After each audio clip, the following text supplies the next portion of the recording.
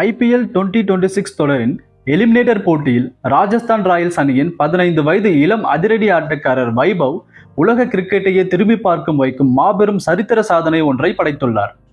Sunrise Hyderabad அணிக்கு எதிரான இன்றைய வாழ்வா சாவா போட்டியில் ஒற்றை IPL சீசனில் 60 சிக்சர்களை விளாசிய உலகின் முதல் பேட்ஸ்மேன் என்ற இமாலய சாதனையை அவர் நிகழ்த்தியுள்ளார். இதன் மூலம் கடந்த 2012ஆம் ஆண்டு RCB அணிக்காக விளையாடிய யூனிவர்ஸ் பாஸ் கிறிஸ் கெயில் படைத்த 59 சிக்சர்கள் என்ற ஆல் டைம் சாதனையை இந்த இளம் புயல் தகர்த்தெறிந்துள்ளது.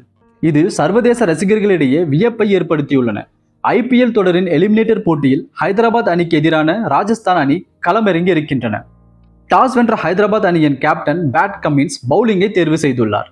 பேட் கமின்ஸ் வீசிய முதல் ஓவரின் கடைசி பந்திலேயே வைபவ் சிக்ஸரை பறக்கவிட்டுள்ளார். இதன் பின் மீண்டும் கமின்ஸ் வீசிய 3வது ஓவரில் 3 சிக்ஸ் ஒரு பவுண்டரி உட்பட 25 ரன்களை குவித்துள்ளார்.